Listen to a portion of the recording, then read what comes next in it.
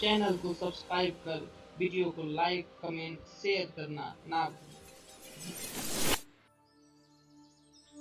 स्वस्तिक श्री गणेशाय नमः।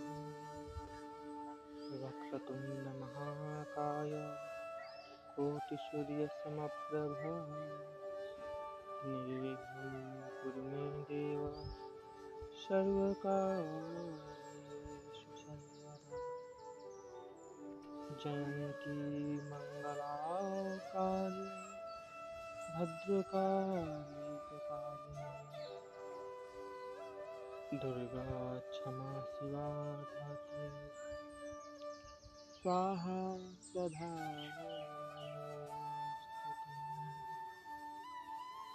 नागास्यं नागहारं त्वां गणराजं चतुर्भुजं भूषितं सायुधैर्दिव्यैः पाशाङ्कुशधरस्वधैः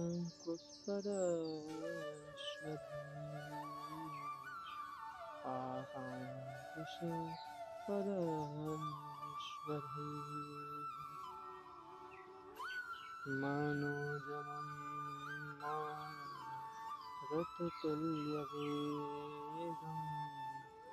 जितेन्द्रियं बुद्धिमतां वरिष्ठम् वातात्मजं वानरयूथमुख्यं श्रीरामदूतं शरणं प्रपद्ये। ध्येयं सदा परिभवग्नमभीष्टदोहं तीर्थास्पदं शिवविरिञ्चिनुतं शरण्यं भृत्यात्महं प्रणतपालभवाब्धिपूतं वन्दे महापुरुषते शरणारविन्दम् वन्दे महापुरुषते शरणारविन्दम्।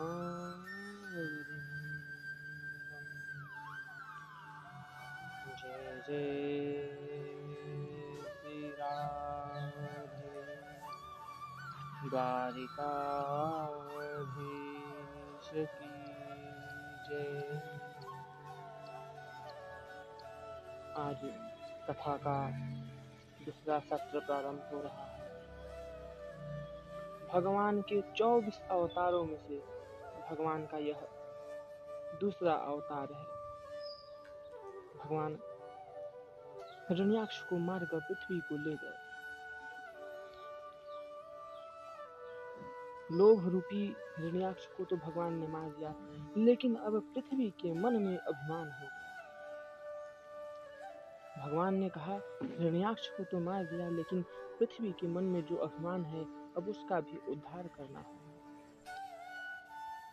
इसलिए भगवान अपने परम पावन वृंदावन धाम का दर्शन कराने के लिए पृथ्वी को ले गए।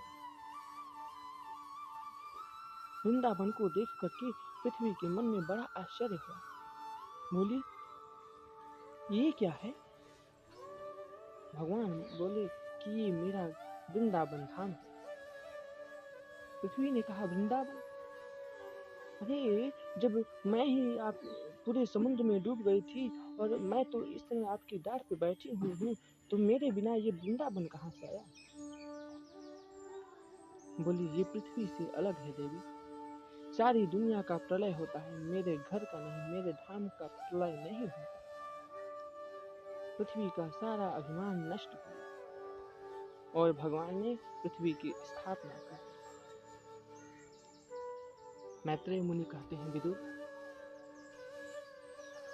तुमने पूछा कि भगवान ने हिरण्याक्ष का वध क्यों किया? इसका मूल कारण है उसने धर्म विरुद्ध आचरण किया, इसलिए ऐसा हुआ। पृथ्वी की स्थापना हुई। ब्रह्मा जी के जितने पुत्र हुए सभी विरक्त हो गए। सनकादि मुनियों ने भी कह दिया उन्होंने भी साफ मना कर दिया कि पिताजी, हमें विवाह के बंधनों में नहीं फंसना है, माया में नहीं फंसना है, हम भी विवाह नहीं करेंगे। ब्रह्मा जी के एक और पुत्र हुए जिनका नाम करदम हुआ। करदम करदम का अर्थ हुआ करदमन, जिसने अपने इंद्रियों का दमन कर लिया हो। करदम ने अपने पिता ब्रह्मा से कहा कि पिताश्री, मैं भी विवाह नहीं कर सकता, और वन में चले गए। वहां जाकर तपस्या करने लगे। तपस्या करते करते एक समय ऐसा भी आया, उनके मन में विचार आया कि दुनिया के लोग विवाह करते हैं, हम भी विवाह करेंगे। और बाबा के मन में तब विचार आ रहा है जब बाबा हो गए हैं बूढ़े, सोचते हैं किसी परम सुंदरी से हमारा विवाह हो जाए। इतना सोचकर फिर से तपस्या में मग्न हो गए। प्रभु मुस्कुराए कि बाबा विवाह के लिए तपस्या कर रहे हैं। करदम जी ने 10,000 वर्षों तक तपस्या की। संकल्प तो ये है कि विवाह हो जाए। चतुर्भुज रूप से नारायण प्रकट हुए। करदम जी चरणों में लेट करके प्रणाम करते हैं। भगवान बोले, बाबा आप विवाह करना चाहते हैं? अब तो करदम जी को बड़ी शर्म आए। फिर भगवान बोले, नहीं, अगर विवाह नहीं करना था तो आपको पहले ही बताना चाहिए था, हम तो विवाह भी पक्की कराए। क्या आप पक्की कराए? भगवान बोले, हाँ। बोले, जब आप पक्की ही कराए हैं तो हम शादी कर लेंगे, इच्छा तो नहीं थी। भगवान कहे कि मनु महाराज के 2 पुत्र और 3 पुत्रियां हैं, आकृति, देवहूति, प्रसूति, ये पुत्रियों के नाम हैं। प्रियव्रत, उत्तानपाद पुत्रों के नाम हैं। उनकी पुत्री देवहूति के साथ आपका विवाह होगा। करदम बोले, मैं विवाह करूंगा, लेकिन मेरी भी एक शर्त है भगवान। बोले, क्या? बोली, मेरी ये शर्त है कि आपको स्वयं मेरे पुत्र बन करके मेरे घर पे आना होगा, तभी मैं विवाह करूंगा। भगवान ने कहा, ठीक है, मैं आ जाऊंगा। उधर प्रभु ने स्वयंभू मनु को आदेश दिया और ऋषि करदम के साथ माता देवहूति का विवाह करा दिया। करदम ऋषि देवहूति को लेकर अपनी पर्णकुटी पर आए। देवहूति ने जैसे ही अपने पति की कुटी में प्रवेश किया तो ऊपर की ओर देखते हैं, वहां चिड़ियों के घोंसले बने हुए हैं। उसमें चिड़िया चहचहा रही है। माता ने कहा, ये क्या है भगवान? बोले, ये चिड़िया इस कुटिया को अपना समझती है ना, इसीलिए इसी में वास करती है। माता ने नीचे देखा तो कई बिल बने हुए हैं, किसी में चूहा, किसी में मेढक, किसी में सर्प। बोले, ये सब भी इसे अपना घर समझते हैं क्या? बोले, हाँ देवी। माता बोली, तो आप कहाँ रहते हैं भाई? करदम जी बोले, वो जो कोने में आसन है ना, वो मेरी जगह। माता देवहूति के नेत्र सजल हो उठे, इतना महान संत मुझे पति रूप में मिला है। देवहूति ने खिड़की से झांक कर देखा, आश्चर्य से उनकी आंखें खुली रह गई। सामने झरना है, उसके नीचे गाय, हिरण, शेर और अन्य जीव साथ में पानी पी रहे हैं। ऋषि करदम की तपस्या के प्रभाव से वहां के जीव जंतुओं में भी हिंसा की भावना नहीं रही है। ऋषि ने अपनी पत्नी से कहा, देवी, आपको जैसा उचित लगे आप वैसा कुटिया को कर दे, मैं थोड़ा प्रभु का स्मरण कर लूं। इतना कहने के पश्चात उनकी समाधि लग गई। 40 वर्ष तक उनकी समाधि लगी रही। 40 वर्षों के बाद जब उनकी समाधि टूटी तो उन्होंने देखा कि कुटिया में कोई बुढ़िया माता बैठी है। करदम महाराज पूछते हैं, देवी, आपका परिचय?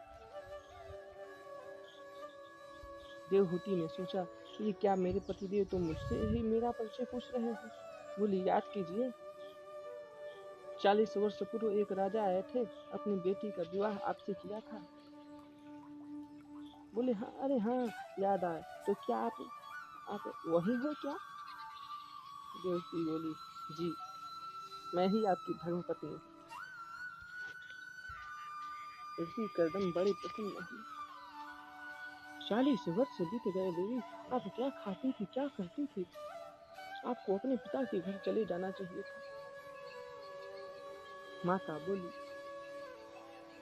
भगवान वृक्षों से तोड़कर फल खा लेती थी, और पत्नी के लिए पति का ही घर स्वर्ग होता है, पिता, पिता का नहीं। महात्मा कर्दम का हृदय विदीर्ण होने लगा। बोले, मैं तुमसे बड़ा प्रसन्न हूँ देवी, मेरे लिए तुम्हें इतने कष्ट सहे, पूरा शरीर तुम्हारा सूख गया, सूखे पत्ते खाकर तुमने मेरी 40 वर्ष तक सेवा की। तुम भी मन में सोच रही होगी, कैसे पुरुष से विवाह हुआ, न रहने का ठिकाना, न खाने का। देवी, जरा अपनी आंखें बंद करना। माता देवहूति ने जैसे ही नेत्र बंद किए और नेत्र खोलकर के दोबारा देखती हैं, तो देखती हैं एक बहुत सुंदर सरोवर है। उस सरोवर के बीच में महल बनकर तैयार हो गया, हजारों आभूषण हो गए, सैकड़ों दास दासियां हो गए हैं। जो वैभव देवहूति ने अपने पिता के घर नहीं देखा, वो आज कर्दम के द्वार पर देख करके बड़ी प्रसन्न हुई।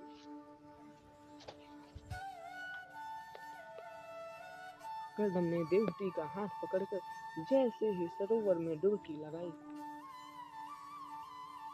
कर्दम मुनि 20 वर्ष के और माता देवहूति हो गई 16 वर्ष की। कर्दम ने प्रतिज्ञा की थी कि एक पुत्र होते ही मैं गृहस्थ को छोड़ दूंगा, गृहस्थ जीवन का त्याग कर दूंगा। लेकिन कर्दम जी के यहाँ बेटा अभी तक एक भी नहीं हुआ, और बेटियां हो गई 9। उनमें सबसे बड़ी है कला। ये मारीच ऋषि से ब्याही गई। दूसरी पुत्री अनुसुईया, ये अत्रि मुनि से ब्याही गई। अरुंधति जी का विवाह वशिष्ठ जी से हुआ। भृगु मुनि की पत्नी भी कर्दम मुनि की ही पुत्री है। ऐसे गुणों की 9 कन्याओं को जन्म दिया ऋषि कर्दम। 10वें संतान के रूप में स्वयं नारायण कपिल देव के रूप में प्रकट होकर के आए।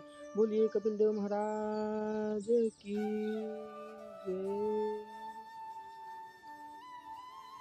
ऋषि कर्दम ने भगवान कपिल देव को प्रणाम किया। बोले, प्रभु, अब इसी झांकी को हृदय में बसा करके जंगल में भजन करो। मेरा संकल्प था वो पूरा हो गया।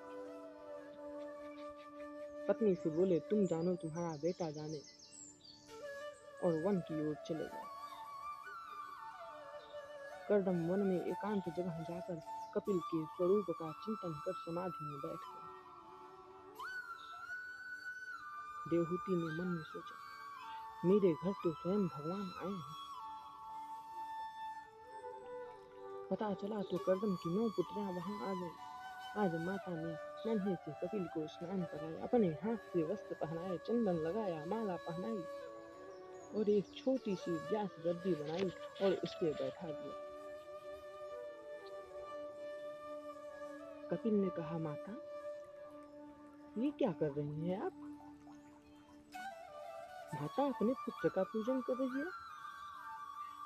मैया ने कहा, आज तो मैं वो कर रही हूँ पुत्र, जो मुझे बहुत पहले करना था। माता देवहूति ने पूजन करके पूछा, प्रभु, इंद्रियों को वश में कैसे करें? मेरा दूसरा प्रश्न है कि बंधन किसका होता है? प्रभु कपिल देव ने कहा, मां, आप तो स्वयं ज्ञानी हैं। संयम के द्वारा इंद्रियों को वश में किया जा सकता है। फिर भी यदि वश में न हो तो प्रत्येक इंद्रिय का मुख परमात्मा की ओर मोड़ दो। माता, अगर पकवान खाने का मन हो तो भगवान को भोग लगा करके पाओ। दूसरी बात, माता, जहाँ तक बंधन का कारण है, आत्मा का कभी बंधन नहीं होता। बंधन और मुक्ति तो केवल मन की होती है माँ। यदि विषयों के प्रति मन में आसक्ति है तो हम बंधे हुए हैं, और मन विषयों से हट गया तो हमारी मुक्ति हो।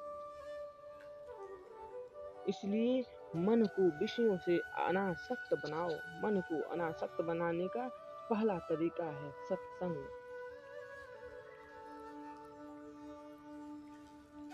मन को वश में करने का दूसरा तरीका है अष्टांग योग, यम नियम आसन प्राणायाम प्रत्याहार धारणा ध्यान और समाधि।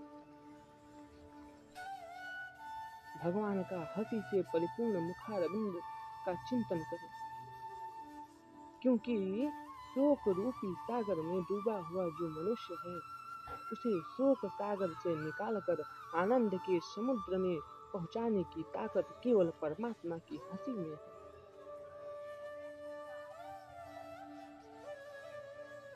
भगवान कबीर कहते हैं कि रोज चिंतन करो, मुस्कुराते हुए प्रभु के चेहरे का चिंतन करो। मानसिक पूजन जो नियमित करता है, धीरे धीरे उसका मन एकांत हो जाता है। कि हम सर्वेषु भूतेषु भूतात्मा वा स्थितः सदा तमवज्ञाय मां मर्त्यः कुरुते चाविडम्बनम्। कण कण में रहने वाले मुझ परमात्मा को जिसने शब्द में नहीं देखा, उस व्यक्ति की मूर्ति पूजा में भी मैं उसे मिलने वाला नहीं। मंदिर आप जरूर जाएं, पूजन करें, लेकिन मंदिर के बाहर जो जीव जंतु हैं उनमें भी मैं हूँ, ऐसा विचार रखना चाहिए। परम संत एकनाथ जी महाराज की बहुत सुंदर कथा आती है। एक बार एकनाथ जी महाराज गंगोत्री स्नान करने गए। स्नान करने के बाद अपने कमंडलू में जल भर लिया और मन में संकल्प किया कि मैं ये जल रामेश्वरम भगवान को चढ़ाऊंगा। चरणों में पादुका नहीं, पैदल जा रहे हैं और मन में संकल्प है कि दिन भर चलूंगा, रात्रि में विश्राम करूंगा। 12,500 किलोमीटर तक पैदल चले।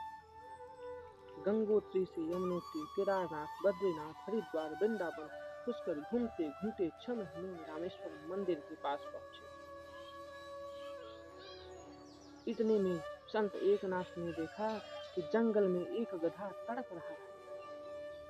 एकनाथ ने ध्यान लगाकर देखा तो वो गधा पानी के लिए तड़प रहा था। ये तो प्यासा है, मर जाएगा। और बिना विचार किए तुरंत कमंडलू के जल को लेकर संपूर्ण जल गधे को पिलाते हुए कहा, हे रामेश्वर भगवान, मेरे जल को तो यहीं से स्वीकार कर लो। और गधे में से शंकर भगवान प्रकट हो गए। बोले, एकनाथ, तुमने मुझे इस रूप में भी पहचान लिया। एकनाथ जी चरणों में गिरकर बोले, प्रभु, ऐसी कौन सी जगह है जहाँ आपका वास नहीं? माता देवहूति ने कहा, मातृगर्भ में तो जीव को बड़ा सुख मिलता होगा। बोले, मत पूछो माता, माँ के गर्भ में जीव को जितनी तकलीफ होती है ना, उतनी न पहले कभी हुई और न कभी बाद में होगी। गर्भवास समम दुःखम न भूतो न भविष्यति। इतना कष्ट होता है, हजारों छोटे छोटे कीटाणु जो मातृगर्भ में पलते हैं, ये जीव के कोमल शरीर को काटते हैं। जीव तड़पता है, चिल्लाता है, लेकिन कौन सुने। 7वां महीना आते ही जन्म जन्मांतर कर्म इसको याद आते हैं और भगवान की स्तुति करता है। परमात्मा से कहता है, हे भगवान, एक बार मुझे गर्भ से निकालो, मैं तुम्हारा भजन करूंगा और ऐसा करूंगा कि दोबारा जन्म न लेना। और जैसे ही 9वां महीना समाप्त होकर 10वां प्रारंभ होता है, जीव का जन्म होता है। भगवान कहते हैं, चलो करो भजन। तो कहता है, कहाँ कहाँ, मैंने कब कहा। भगवान कहते हैं, ठीक है, फिर आओगे मेरे ही पास।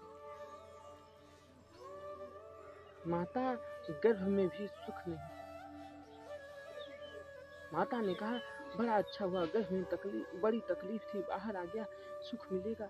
कपिल देव जी बोले, माता सत्य कहता हूँ, बाहर भी सुख नहीं है। बताओ, सुख मिला किसी को क्या? दीन कहे धनवान सुखी, धनवान कहे सुख राजा को भारी, राजा कहे महाराजा सुखी, महाराजा कहे सुख इंद्र को भारी, इंद्र कहे चतुरानन को सुख, ब्रह्मा कहे सुख विष्णु को भारी, तुलसीदास विचार कहे हरि भजन बिना सब जीव दुखारी, तुलसीदास विचार कहे हरि भजन बिना सब जीव दुखारी। कौन सुखी? जीव बड़ा होते ही पेट भरने की विद्या सीखने लगता है। युवावस्था ऐसे ही बीत जाती है, बुढ़ापा आया तो रोगों ने ग्रस लिया, और जैसे जीव आया था वैसे ही चला गया। पुनरपि जन्मम पुनरपि मरणम, पुनरपि जननी जठरे शयनम। बार बार जन्म लेता है, बार बार मर जाता है, बार बार माता के गर्भ में आता है। इस आवागमन से छुटकारा नहीं मिलता। माता परमात्मा के प्रति प्रेम करने के 3 साधन हैं। भक्ति आरंभ होती है विश्वास से। संबंध, अपना संबंध परमात्मा से जोड़ो। तीसरी बात, प्रभु के प्रति अपना सर्वस्व समर्पण करना। इस प्रकार से कपिल देव जी महाराज ने माता देवहूति को ज्ञान का मार्ग प्रशस्त कराया। माता देवहूति का वंश आगे नहीं चला। देवहूति माता 3 बहनें थी, आकृति, देवहूति और प्रसूति। प्रसूति नाम की जो बहन है वो दक्ष नाम की प्रजापति से ब्याही गई। आकृति का विवाह रुचि प्रजापति के साथ हुआ। उन्हीं के यहाँ भगवान यज्ञ देव का प्रादुर्भाव। प्रसूति का विवाह दक्ष प्रजापति के साथ हुआ। दक्ष प्रजापति की कन्या का नाम है सती, और इन्हीं महारानी सती का विवाह भगवान शंकर के साथ। सती महारानी अनाहुत होने के बाद भी दक्ष प्रजापति के यज्ञ मंडप में गई। शिव ने दक्ष को प्रणाम नहीं किया था, इसलिए दक्ष शिव से द्वेष मानता है। सती महारानी यज्ञ मंडप में गई, वहां अपने पति का अनादर देखा। बस योगाग्नि में अपने शरीर को भस्म करके नष्ट कर दिया।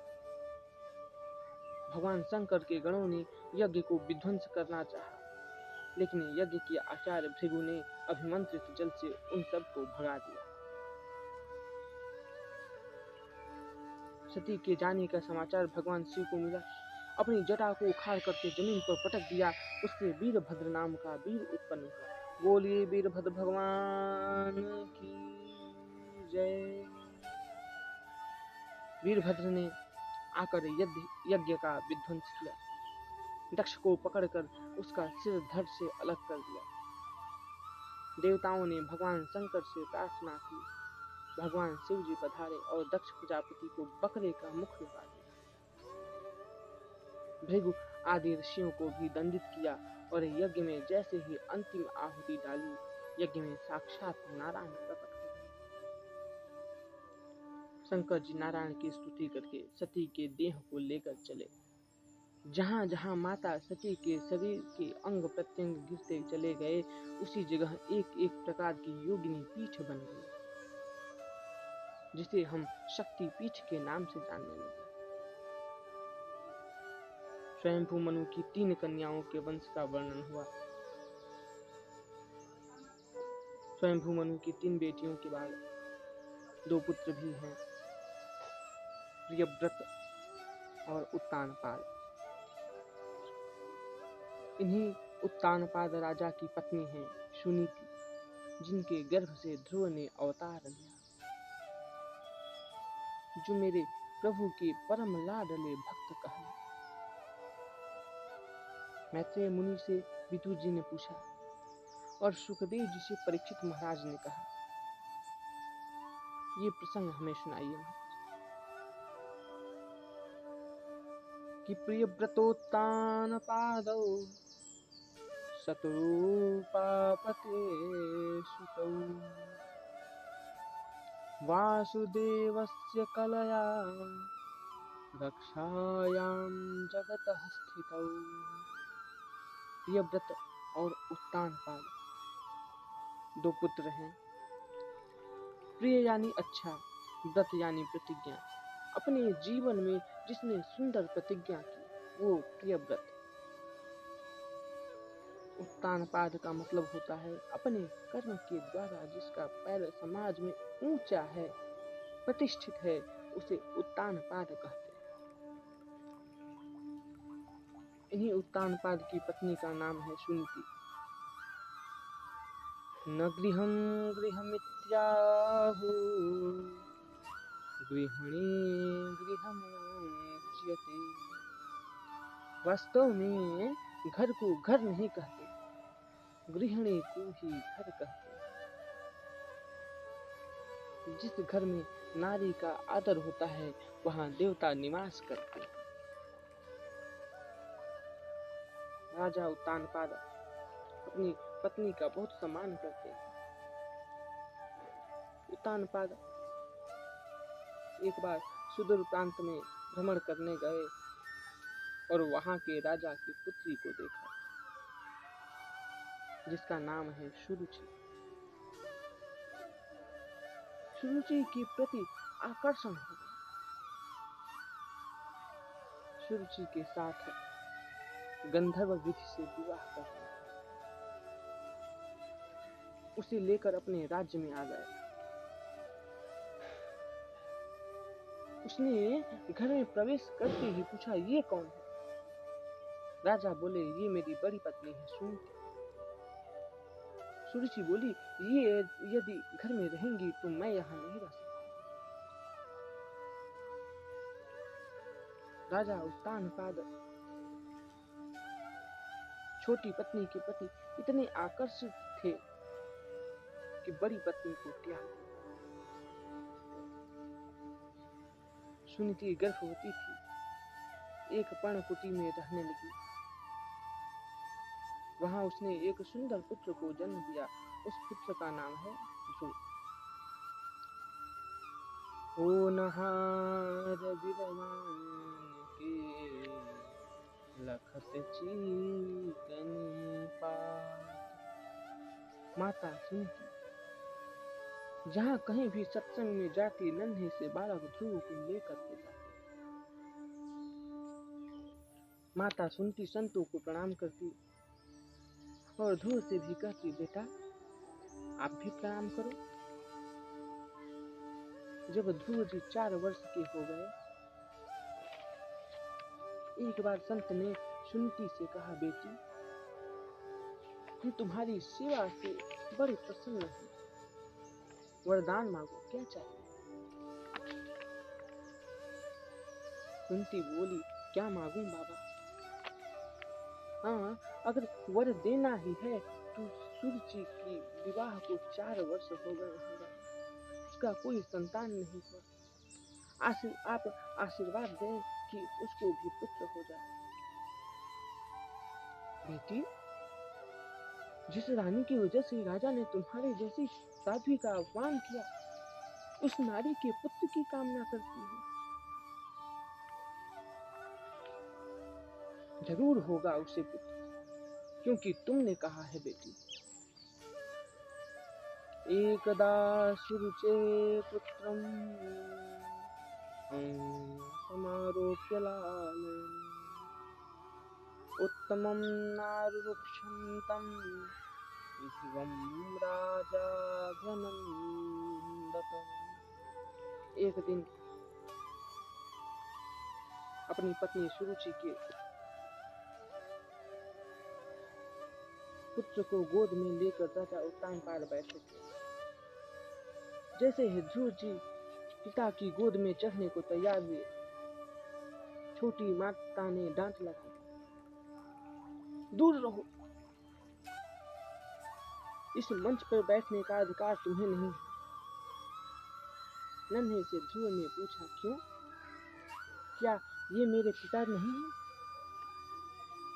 सुरुचि बोली, ये तुम्हारे पिता तो हैं, लेकिन मैं तुम्हारी माता नहीं।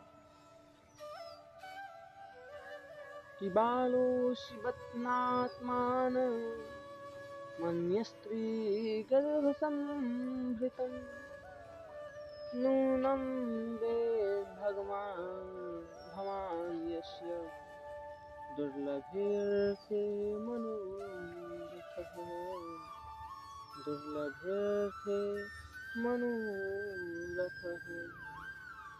दूसरी स्त्री के गर्भ से जन्म लिया क्यों, इसलिए इस गद्दी पर तुम्हारा कोई अधिकार नहीं। और ज्यादा ही इस मंच पर बैठना चाहते हो तो पहले वन में जाओ और नारायण की समाधि लगाओ। नारायण जब तुमसे कहे वरदान मांगो तो कहना, हे प्रभु ऐसा वर दे दो मैं माता सुरुचि के गर्भ में चला जाऊं। नारायण की दिव्य कृपा से जब मेरे गर्भ में जाओगे, मेरे गर्भ से जन्म लोगे, उसके बाद ही इस मंच पर बैठने का अधिकार तुम्हें प्राप्त होगा, इससे पहले नहीं। इतना सुनते ही ध्रुव जी की सांस पे सांस चढ़ने लगी और दौड़े दौड़े माता सुनीति के पास आए। सुखदेव जी कहते हैं, परीक्षित, सुरुचि ने केवल ध्रुव का ही अपमान नहीं किया, बल्कि उसने नारायण का भी अपमान कर दिया। हम कथा सुनते हैं कि जन्म मरण का ये जो बंधन है वो छूट जाए, लेकिन सुरुचि ने अपने गर्भ को इतना सुंदर बताया कि गर्भ में आने के लिए भगवान की तपस्या करनी है। रोते रोते ध्रुव जी आए, माँ सुनीति ने दौड़कर अंक में भर लिया। क्या बात है बेटा, क्यों रोते हो? ध्रुव ने सुनीति की ओर देखा और कहा, माँ क्या आपके गर्भ से जन्म लेकर मैंने बहुत बड़ी गलती की? किन सद्गुणों की वजह से माता सुरुचि ने आपका अपमान कर दिया?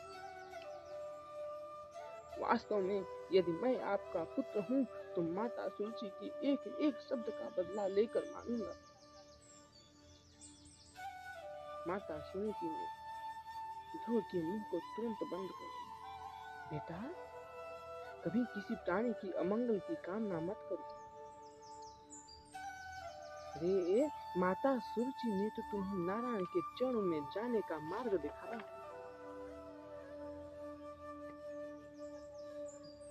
ध्रुव ने कहा, माता आप भी मुझे वन में जाने को बोलती हो? कहाँ है उनका निवास स्थान, बताओ मुझे। माता सुनीति ध्रुव से कहती हैं, बेटा परमात्मा का उनको खोजने का प्रयास करना चाहिए। तुम सीधे वन में जाओ